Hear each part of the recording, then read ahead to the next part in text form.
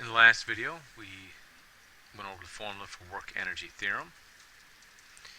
So the work done equals change in kinetic energy, and this was the formula we developed. Now we use that here in another example.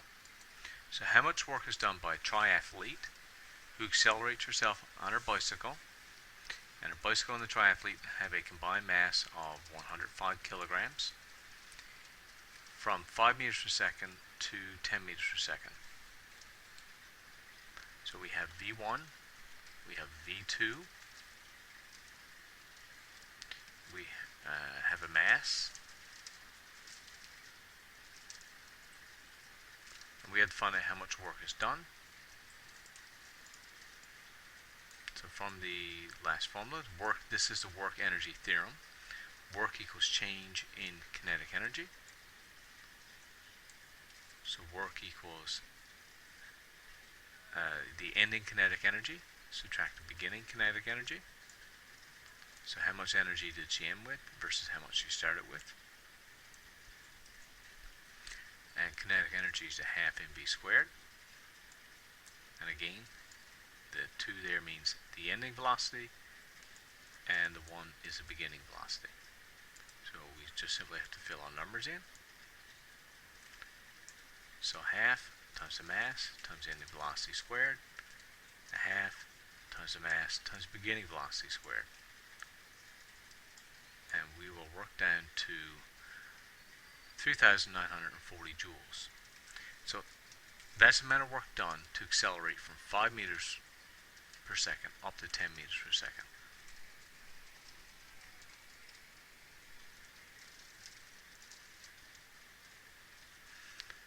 Okay, an 80 kilogram sled is initially at rest on a frictionless horizontal surface.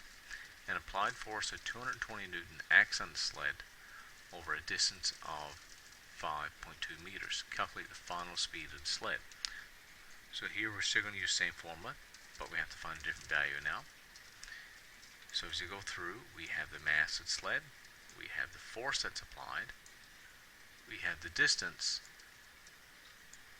we have V1, because we're told it's at rest. So our job is to find V2.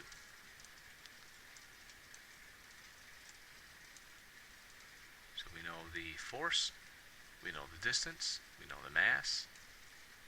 We don't know V2, we have to find it. So this is what we're looking for.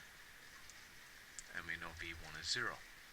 Now since V1 is 0, this side here is going to be removed. So right here, let's change that. We know that this side here is going to disappear because the velocity is 0. So anytime the initial velocity is 0, you're going to lose the right side of the equation because it's going to work out to 0. So fill in your numbers, your force, your distance, your mass, find your velocity, and remember it's a velocity squared, so be careful there. And you have to take square root, so 5.35 meters per second, and that's the ending velocity.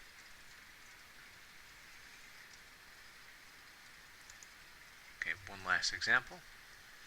A car has stalled and stopped. To get it to start again, 2 people push the 1,300 kilogram vehicle with a combined force of 800 newtons for a distance of 1.6 meters over a horizontal frictionless surface. What would be the final speed of the car when the driver pops the clutch to restart the car? And if you don't drive a standard, then this question is going to be a little difficult for you to understand, maybe, popping the clutch, but that's how you can get a car to start. Alright, look and see what we have here first. We have, not that, we have our mass, we have the force that's applied, we have the distance. Since the car has stalled and stopped, we know that V1 is going to be 0, and we need to find V2. So what is the final speed of the car?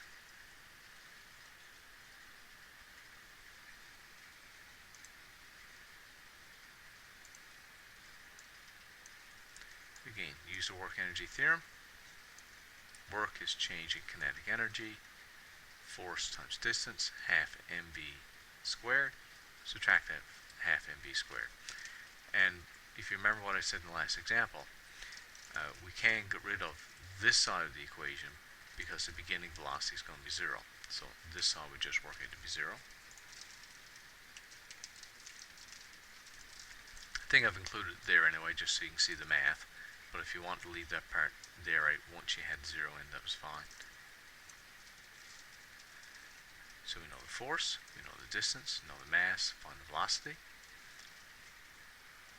Multiply this side out and you get 1280. Multiply this side here and you get 650. Divide both sides by 650. Take the square root.